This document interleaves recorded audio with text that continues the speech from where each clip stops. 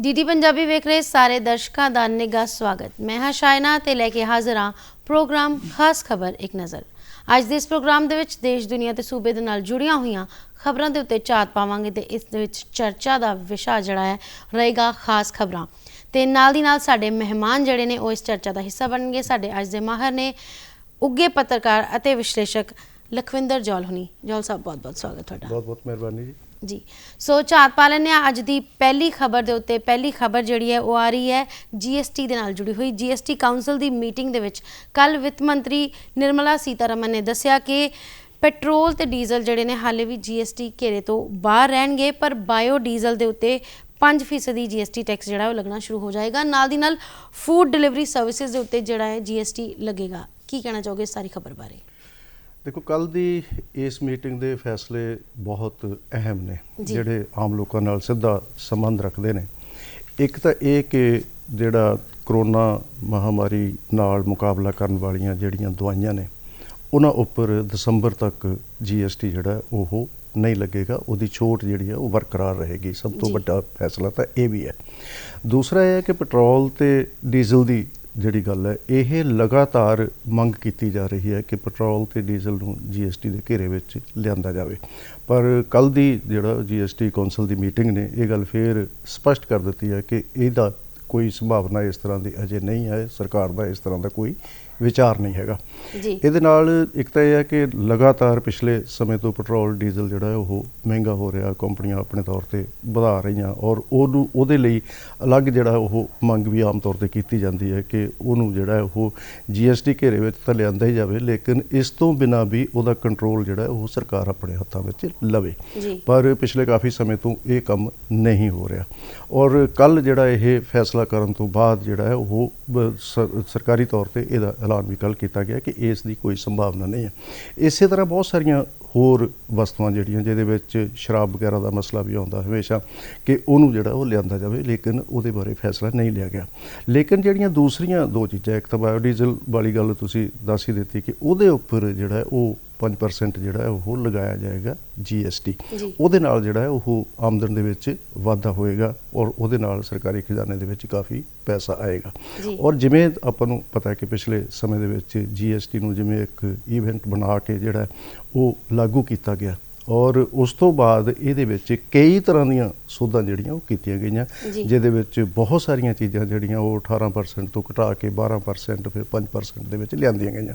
ਇਸ ਕਰਕੇ ਮੰਗ ਬਹੁਤ ਜ਼ੋਰ ਨਾਲ ਜਿਹੜੀ ਉਹ ਕੀਤੀ ਜਾ ਰਹੀ ਹੈ ਕਿ ਇਸ ਤਰ੍ਹਾਂ ਕਰਨ ਦੇ ਨਾਲ ਹੋਰ ਜਿਹੜੀਆਂ ਚੀਜ਼ਾਂ ਨੇ, ਜੇ GST ਜਿਹੜੀ ਉਹ ਪੈਟਰੋਲ ਡੀਜ਼ਲ ਉਹਦੇ ਘੇਰੇ ਵਿੱਚ ਆ ਜਾਏਗਾ ਤਾਂ ਹੋਰ ਬਹੁਤ ਸਾਰੀਆਂ ਚੀਜ਼ਾਂ ਤੋਂ, ਜਿਵੇਂ ਤੁਸੀਂ ਫੂਡ ਦੀ ਗੱਲ ਕੀਤੀ ਹੈ, ਖਾਦ ਪਦਾਰਥਾਂ ਦੀ ਗੱਲ ਕੀਤੀ ਹੈ, ਉਹਦੇ ਵਿੱਚ ਫਿਰ ਰਾਹਤ ਦੇਣ ਦੀ ਸੰਭਾਵਨਾ ਬਣ ਜਾਂਦੀ ਹੈ ਕਿ ਦੂਜੀਆਂ ਚੀਜ਼ਾਂ ਦੇ ਉੱਤੇ ਤੁਸੀਂ ਟੈਕਸ ਲਗਾ ਦਿਓ ਜਿਹੜੀਆਂ ਘੱਟ ਵਰਤੋਂ ਵਾਲੀਆਂ ਜਾਂ ਮਤਲਬ ਵੱਡੇ ਲੋਕਾਂ ਦੀ ਵਰਤੋਂ ਵਾਲੀਆਂ ਚੀਜ਼ਾਂ, ਉਹਦੇ ਤੇ ਬੇਸ਼ੱਕ ਟੈਕਸ ਲੱਗ ਜਾਏ, ਲੇਕਿਨ ਆਮ ਲੋਕਾਂ ਦੀ ਵਰਤੋਂ ਵਾਲੀਆਂ ਚੀਜ਼ਾਂ ਜਿਹੜੀਆਂ ਉਹਦੇ ਬਾਰੇ ਸਰਕਾਰ ਨਜ਼ਰਸਾਨੀ ਕਰੇ। ਲੇਕਿਨ ਅਜੇ ਇਹਦੇ ਬਾਰੇ ਕੋਈ ਫੈਸਲਾ ਨਹੀਂ ਹੋ ਸਕਿਆ। ਆਉਣ ਵਾਲੀਆਂ ਜਿਹੜੀਆਂ GST ਕੌਂਸਲ ਦੀਆਂ ਮੀਟਿੰਗਾਂ ਦੇ ਵਿੱਚ ਇਸ ਗੱਲ ਦੀ ਚਰਚਾ ਹੋਣੀ ਸੁਭਾਵਿਕ ਹੈ ਔਰ ਅੱਗੋਂ ਦੇਖੋ ਕੀ ਕਰਦੇ। ਜੀ, ਅਗਲੀ ਖਬਰ ਜਿਹੜੀ ਹੈ ਉਹ ਜੁੜੀ ਹੋਈ ਹੈ COVID-19 ਦੇ ਨਾਲ। ਇਹ ਚੰਗੀ ਖਬਰ ਇਹ ਸਾਹਮਣੇ ਆ ਰਹੀ ਹੈ ਕਿ ਭਾਰਤ ਦੇ ਵਿੱਚ ਕੱਲ ਦੀ ਜੇ ਗੱਲ ਕਰੀਏ ਤਾਂ ਨਵਾਂ ਰਿਕਾਰਡ ਕਾਇਮ ਹੋਇਆ ਹੈ। 2 ਕਰੋੜ ਤੋਂ ਵੀ ਵੱਧ ਜਿਹੜੇ ਕਰੋਨਾ ਨਿਰੋਧਕ ਟੀਕੇ ਜਿਹੜੇ ਨੇ ਉਹ ਕੱਲ ਲਾਏ ਗਏ ਨੇ। ਇਸ ਬਾਰੇ ਕੀ ਕਹਿਣਾ ਚਾਹੋਗੇ? ਕੱਲ ਇੱਕ ਤਾਂ ਦੇਸ਼ ਦੇ ਪ੍ਰਧਾਨ ਮੰਤਰੀ ਸ਼੍ਰੀ ਨਰਿੰਦਰ ਮੋਦੀ ਹੋਰਾਂ ਦਾ ਕੱਲ ਜਨਮ ਦਿਨ ਸੀ ਤੇ ਇਸ ਦਿਨ ਨੂੰ ਵੀ ਜਿਹੜਾ ਇੱਕ ਈਵੈਂਟ ਵਜੋਂ ਜਿਹੜਾ ਸਰਕਾਰੀ ਤੌਰ ਤੇ ਜੋ ਕਿਹਾ ਵੀ ਇਹ ਗਿਆ ਕਿ ਇੰਨੀ ਵੱਡੀ ਮਾਤਰਾ ਦੇ ਵਿੱਚ ਲੋਕਾਂ ਨੇ ਜਿਹੜਾ ਉਹ ਟੀਕਾਕਰਨ ਕਰਵਾ ਕੇ ਜਿਹੜਾ ਇੱਕ ਤਰ੍ਹਾਂ ਨਾਲ ਪ੍ਰਧਾਨ ਮੰਤਰੀ ਨਰਿੰਦਰ ਮੋਦੀ ਨੂੰ ਤੋਹਫਾ ਦਿੱਤਾ ਹੈ ਕਿ ਅਸੀਂ ਜਿਹੜਾ ਉਹ ਕਿੰਨੇ ਸਜਗ ਹੋ ਗਏ ਹਾਂ। ਕਿਉਂਕਿ ਇਹ ਗੱਲ ਆਪਣੇ ਤੌਰ ਤੇ ਜਿਹੜੀ ਜਿੱਦਾਂ ਸ਼ੁਰੂਆਤੀ ਤੌਰ ਦੇ ਵਿੱਚ ਵੀ ਵੈਕਸੀਨ ਬਾਰੇ ਜੋ ਭ੍ਰਾਂਤੀਆਂ ਸੀਗੀਆਂ ਉਹ ਹੌਲੀ ਹੌਲੀ ਜਿਹੜੀਆਂ ਉਹ ਦੂਰ ਹੋ ਰਹੀਆਂ, ਕਿਉਂਕਿ ਸ਼ੁਰੂ ਦੇ ਵਿੱਚ ਜਿਹੜਾ ਇਹ ਲੋਕਾਂ ਨੇ ਜਿਹੜਾ ਇਸ ਪਾਸੇ ਵੱਲ ਬਹੁਤ ਘੱਟ ਧਿਆਨ ਦਿੱਤਾ ਸੀ। ਜਿਵੇਂ ਜਿਵੇਂ ਜਾਗਰੂਕਤਾ ਜਿਹੜੀ ਸਾਡਾ ਸਿਹਤ ਵਿਭਾਗ ਤੇ ਸਾਡੀ ਸਰਕਾਰ ਵੀ ਤੇ ਜਿਹੜਾ ਉਹ ਗਾਈਡਲਾਈਨਸ ਦੇ ਕੇ ਦਿਸ਼ਾ ਨਿਰਦੇਸ਼ ਦੇ ਕੇ ਜਿਵੇਂ ਜਿਵੇਂ ਵੱਧ ਤੋਂ ਵੱਧ ਲੋਕਾਂ ਨੂੰ ਇਸ ਗੱਲ ਲਈ ਪ੍ਰੇਰਨਾ ਜਿਹੜੀ ਉਹ ਦਿੱਤੀ ਜਾ ਰਹੀ ਹੈ, ਉਹਦੇ ਨਾਲ ਇੱਕ ਮਾਹੌਲ ਪੈਦਾ ਹੋ ਰਿਹਾ। ਤੇ ਕੱਲ ਦਾ ਦਿਨ ਜਿਹੜਾ ਉਹ 2.5 ਕਰੋੜ ਤੋਂ ਵੱਧ ਲਗਾਉਣਾ ਇੱਕ ਵਿਸ਼ਵ ਰਿਕਾਰਡ ਬਣਿਆ ਕੱਲ। ਤੇ ਇਹਦੇ ਬਾਰੇ ਇਹ ਹੈ ਕਿ ਇੱਕੋ ਦਿਨ ਦੇ ਵਿੱਚ ਇੰਨੀ ਵੱਡੀ ਪੱਧਰ ਦੇ ਉੱਤੇ ਵੈਕਸੀਨਾਈਜੇਸ਼ਨ ਹੋਣੀ ਆਪਣੇ ਆਪ ਦੇ ਵਿੱਚ ਬਹੁਤ ਮਾਣ ਵਾਲੀ ਗੱਲ ਹੈ ਹਿੰਦੁਸਤਾਨ ਦੇ ਲਈ। ਔਰ ਦੂਸਰਾ ਇਹ ਹੈ ਕਿ ਜੇ ਕਿਉਂਕਿ ਇਸ ਨਾਲ ਕੱਲ੍ਹ ਵਾਲੀ ਇਸ ਅੰਕੜੇ ਤੋਂ ਬਾਅਦ 78 ਕਰੋੜ ਤੋਂ ਵੱਧ ਦੇਸ਼ ਵਾਸੀ ਹੋ ਗਏ ਨੇ ਇਸ ਦੇਸ਼ ਦੇ ਵਿੱਚ ਜਿਨ੍ਹਾਂ ਨੇ ਵੈਕਸੀਨ ਲਗਵਾ ਲਈ ਹੈ।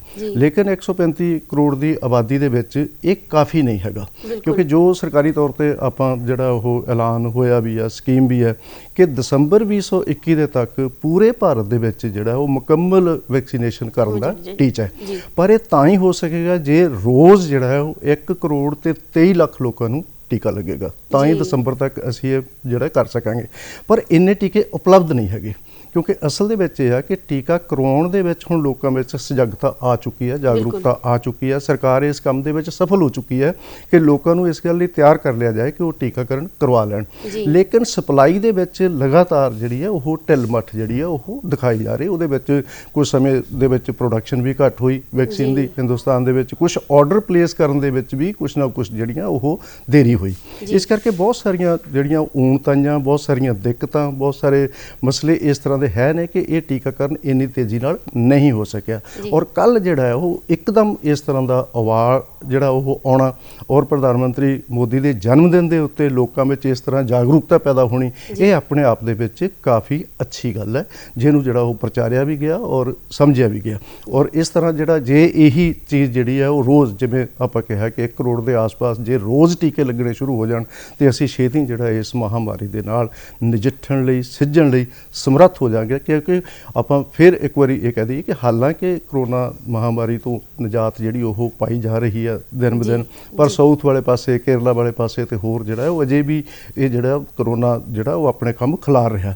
ਇਸ ਕਰਕੇ ਬਹੁਤ ਸਾਵਧਾਨੀ ਦੀ ਜ਼ਰੂਰਤ ਹੈ ਔਰ ਲੋਕਾਂ ਨੂੰ ਚਾਹੀਦਾ ਕਿ ਆਪਣੀ ਸੋਸ਼ਲ ਡਿਸਟੈਂਸਿੰਗ ਜਿਹੜੀ ਉਹ ਕਾਇਮ ਰੱਖਣ, ਹੈਂਡ ਵਾਸ਼ ਪ੍ਰੋਪਰ ਕਰਨ ਔਰ ਦੂਸਰੀ ਗੱਲ ਕਿ ਵੈਕਸੀਨੇਸ਼ਨ ਵੱਧ ਤੋਂ ਵੱਧ ਕਰਵਾਉਣ। ਇਸ ਕਰਕੇ ਸਰਕਾਰ ਵੀ ਇਸ ਪਾਸੇ ਧਿਆਨ ਦੇ ਰਹੀ ਹੈ, ਬਹੁਤ ਅੱਛੀ ਗੱਲ ਹੈ। ਲੋਕਾਂ ਨੂੰ ਵੀ ਸਜਗ ਹੋਣਾ ਚਾਹੀਦਾ, ਲੇਕਿਨ ਸਾਵਧਾਨੀਆਂ ਬੇਹੱਦ ਜ਼ਰੂਰੀ ਨੇ। ਜੀ, ਗੱਲ ਕਰੋਨਾ ਦੇ ਜੁੜੀ ਹੋਈ ਵੈਕਸੀਨੇਸ਼ਨ ਦੀ ਹੋ ਰਹੀ ਹੈ ਤਾਂ ਵੈਕਸੀਨ ਨੂੰ ਲੈ ਕੇ ਖਾਸ ਕਰ ਕੋਵੈਕਸੀਨ ਦੀ ਜੇ ਗੱਲ ਕਰੀਏ ਤਾਂ ਲੋਕ ਕਾਫੀ ਚਿੰਤਤ ਨਜ਼ਰ ਆ ਰਹੇ ਨੇ, ਕਿਉਂਕਿ ਕੋਵੈਕਸੀਨ ਨੂੰ WHO ਜਿਹੜਾ ਮਨਜ਼ੂਰੀ ਦੇਣ 'ਚ ਹਾਲੇ ਥੋੜਾ ਦੇਰੀ ਕਰ ਰਿਹਾ ਹੈ। ਪਰ ਹੁਣ ਭਾਰਤ ਵੱਲੋਂ ਦਬਾਅ ਬਣਨਾ ਸ਼ੁਰੂ ਹੋ ਗਿਆ ਹੈ ਕਿ ਇਹ ਜਿਹੜੀ ਪ੍ਰਕਿਰਿਆ ਹੈ ਇਹਨੂੰ ਥੋੜਾ ਜਿਹਾ ਜਲਦੀ ਸੰਪੂਰਨ ਕੀਤਾ ਜਾਵੇ, ਕਿਉਂਕਿ ਕੋਵੈਕਸੀਨ ਲਵਾਉਣ ਵਾਲੇ ਜਿਹੜੇ ਲੋਕ ਨੇ ਉਹਨਾਂ ਨੂੰ ਵਿਦੇਸ਼ ਯਾਤਰਾ ਦੇ ਵਿੱਚ ਜਿਹੜੀ ਹੈ ਉਹ ਪਰੇਸ਼ਾਨੀ ਆ ਰਹੀ ਹੈ। ਇਹ ਗੱਲ ਤੁਹਾਡੀ ਠੀਕ ਹੈ ਕਿ ਕਾਫੀ ਸਮੇਂ ਤੋਂ ਇਹ ਗੱਲ ਚਰਚਾ ਦਾ ਵਿਸ਼ਾ ਬਣੀ ਹੋਈ ਹੈ ਕਿ ਕੋਵੈਕਸੀਨ ਜਿਹੜੀ ਕਿ ਭਾਰਤੀ ਵੈਕਸੀਨ ਹੈ ਔਰ ਲਗਾਤਾਰ ਜਿਹੜਾ ਉਹ WHO ਨੇ ਇਹਨੂੰ ਮਾਨਤਾ ਦੇਣ ਤੋਂ ਆਨਾਕਾਨੀ ਕੀਤੀ ਹੈ। ਲੇਕਿਨ ਹੁਣ ਕੱਲ੍ਹ ਦੀਆਂ ਖਬਰਾਂ ਇਹ ਆ ਰਹੀਆਂ ਕਿ 5 ਅਕਤੂਬਰ ਨੂੰ ਇੱਕ ਮੀਟਿੰਗ ਹੋਣੀ ਹੈ, ਬੈਠਕ ਹੋਣੀ ਆ, ਜਿਹਦੇ ਵਿੱਚ ਇਹਨੂੰ ਕੋਵੈਕਸੀਨ ਨੂੰ ਜਿਹੜਾ ਉਹ ਮਨਜ਼ੂਰੀ ਮਿਲਣ ਦੀ ਪੂਰੀ ਸੰਭਾਵਨਾ ਹੈ। ਕਿਉਂਕਿ ਹਾਲਾਂਕਿ ਇਹਦੀ ਭਰੋਸੇਯੋਗਤਾ ਤੇ ਕੋਈ ਸ਼ੱਕ ਨਹੀਂ ਹੈਗਾ, ਸਰਕਾਰੀ ਤੌਰ ਤੇ ਵੀ ਇਹ ਗੱਲ ਐਲਾਨ ਕੀਤੇ ਗਏ, ਕੰਪਨੀਆਂ ਨੇ ਵੀ ਇਹ ਐਲਾਨ ਕੀਤੇ ਔਰ ਦੁਨੀਆ ਭਰ ਦੇ ਵਿੱਚ ਇਹ ਗੱਲ ਮੰਨੀ ਵੀ ਗਈ ਹੈ ਕਿ ਕੋਵੈਕਸੀਨ ਵੀ ਜਿਹੜੀ ਹੈ ਉਹ ਭਰੋਸੇਯੋਗ ਵੈਕਸੀਨ ਹੈ।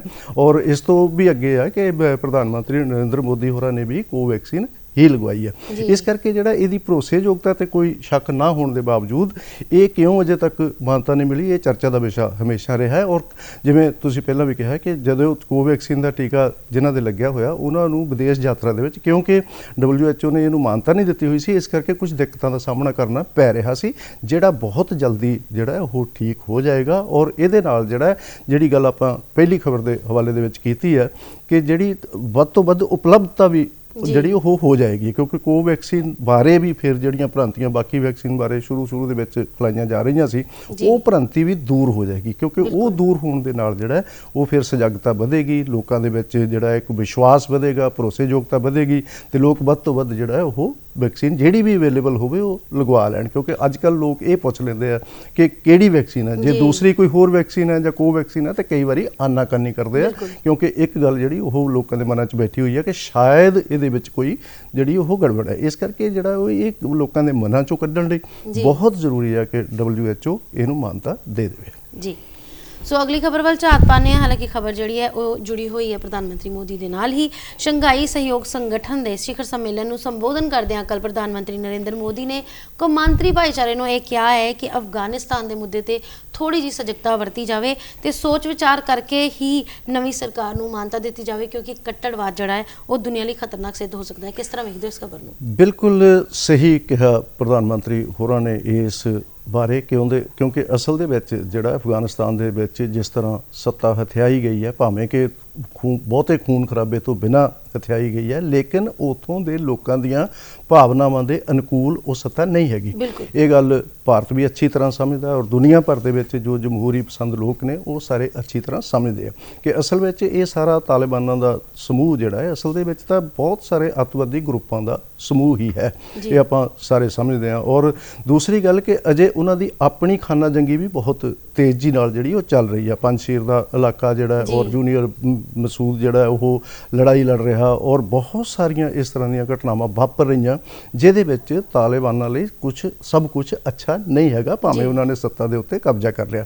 ਔਰ ਕੱਲ ਨਰਿੰਦਰ ਮੋਦੀ ਹੋਰਾਂ ਨੇ ਇਹਦੇ ਵਿੱਚ SCO ਦੇ ਸੰਮੇਲਨ ਦੇ ਵਿੱਚ, ਜਿਹਦੇ ਵਿੱਚ ਚੀਨ ਵੀ ਹੈ, ਜਿਹਦੇ ਵਿੱਚ ਪਾਕਿਸਤਾਨ ਵੀ ਹੈ ਤੇ ਹੋਰ ਮੱਧ ਏਸ਼ੀਆ ਦੇ ਦੇਸ਼ ਵੀ ਹੈਗੇ ਨੇ, ਉਹਨਾਂ ਦੇ ਸਾਹਮਣੇ ਮਤਲਬ ਖਾਸ ਤੌਰ ਤੇ ਚੀਨ ਔਰ ਪਾਕਿਸਤਾਨ ਦੀ ਹਾਜ਼ਰੀ ਦੇ ਵਿੱਚ ਜੋ ਪ੍ਰਧਾਨ ਮੰਤਰੀ ਉਹਨਾਂ ਨੇ ਸਖਤੀ ਦੇ ਨਾਲ ਇਹ ਗੱਲ ਕਹੀ ਹੈ ਕਿ ਇਸ ਤਰ੍ਹਾਂ ਦੀ ਜਿਹੜੀ ਸਰਕਾਰ ਹੈ ਉਹ ਸਾਡੇ ਮਤਲਬ ਜਿਹੜਾ ਸੰਯੁਕਤ ਸਹਿਯੋਗ ਹੈ, ਮਤਲਬ ਇਸ ਖਿੱਤੇ ਦਾ ਜਿਹੜਾ ਡਿਵੈਲਪਮੈਂਟ ਲਈ ਜੋ ਸਹਿਯੋਗ ਹੈ ਔਰ ਉਹਦੇ ਲਈ ਘਾਤਕ ਸਿੱਧ ਹੋਏਗੀ ਅਲਟੀਮੇਟ, ਕਿਉਂਕਿ ਇਹ ਸਾਰਿਆਂ ਦੀ ਸਲਾਹ ਵਾਲੀ ਸਰਕਾਰ ਨਹੀਂ ਹੈਗੀ।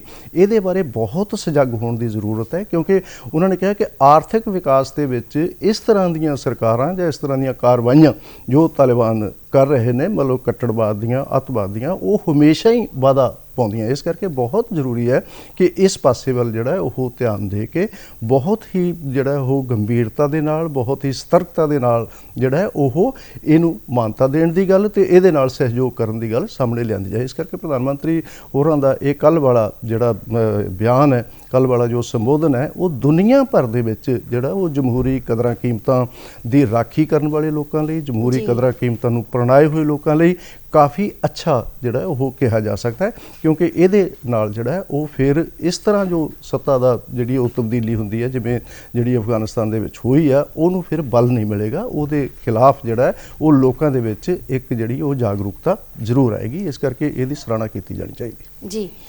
ਅਗਲੀ ਖਬਰ ਜੁੜੀ ਹੋਈ ਹੈ ਪੰਜਾਬ ਦੇ ਨਾਲ। ਪੰਜਾਬ ਦੀ ਸਿਆਸੀ ਹਲਚਲ ਜਿਹੜੀ ਹੈ ਉਸ ਬਾਰੇ ਅਸੀਂ ਸਾਰੇ ਜਾਣੂ ਹਾਂ। ਖਾਸ ਕਰਕੇ ਕਾਂਗਰਸ ਦੀ ਜੇ ਗੱਲ ਕੀਤੀ ਜਾਵੇ ਤਾਂ ਲਗਾਤਾਰ ਉਧੇੜਬੁਨ ਬਣੀ ਹੋਈ ਹੈ। ਹੁਣ ਕਾਂਗਰਸ ਹਾਈ ਕਮਾਨ ਦੇ ਆਦੇਸ਼ ਤੇ ਪੰਜਾਬ ਵਿਧਾਇਕ ਦਲ ਦੀ ਮੀਟਿੰਗ ਜਿਹੜੀ ਉਹ ਅੱਜ ਹੋਣੀ ਤੈਅ ਹੋਈ ਹੈ। ਕਿਸ ਤਰ੍ਹਾਂ ਵੇਖਦੇ ਹੋ ਇਸ ਮੀਟਿੰਗ ਚੋਂ ਕੀ ਨਤੀਜਾ ਨਿਕਲੇਗਾ, ਕੀ ਲੱਗਦਾ ਹੈ ਤੁਹਾਨੂੰ? ਦੇਖੋ, ਗੱਲ ਇਹ ਹੈ ਕਿ ਪੰਜਾਬ ਜਿਹੜਾ ਅਗਲੇ 5-6 ਮਹੀਨਿਆਂ ਤੋਂ ਬਾਅਦ ਹੀ ਅਸਲ ਦੇ ਵਿੱਚ ਚੋਣਾਂ ਲਈ ਤਿਆਰ ਹੋ ਰਿਹਾ।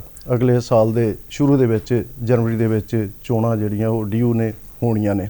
ਉਸ ਤੋਂ ਪਹਿਲਾਂ ਜਿਹੜਾ ਬਜਾਏ ਇਸ ਗੱਲ ਦੇ ਕਿ ਜੋ ਪਿਛਲੇ ਲਗਭਗ ਪੌਣੇ 5 ਸਾਲਾਂ ਦੇ ਵਿੱਚ ਪੰਜਾਬ ਸਰਕਾਰ ਨੇ ਨਹੀਂ ਕੀਤਾ, ਉਹਨੂੰ ਇਹਨਾਂ ਸਾਲਾਂ ਦੇ ਵਿੱਚ, ਇਹਨਾਂ ਮਹੀਨਿਆਂ ਦੇ ਵਿੱਚ ਆ ਕੇ ਕਰਨਾ ਪੈਣਾ ਔਰ ਕਰਨਾ ਚਾਹੀਦਾ ਹੈ। ਕਿਉਂਕਿ ਸਰਕਾਰਾਂ ਕਿਸ ਲਈ ਚੁਣੀਆਂ ਜਾਂਦੀਆਂ? ਇਸੇ ਲਈ ਚੁਣੀਆਂ ਜਾਂਦੀਆਂ ਕਿ ਲੋਕਾਂ ਨੂੰ ਕੁਝ ਰਾਹਤ ਮਿਲੇ, ਲੋਕਾਂ ਲਈ ਕੋਈ ਅੱਛੇ ਫੈਸਲੇ ਆਉਣ।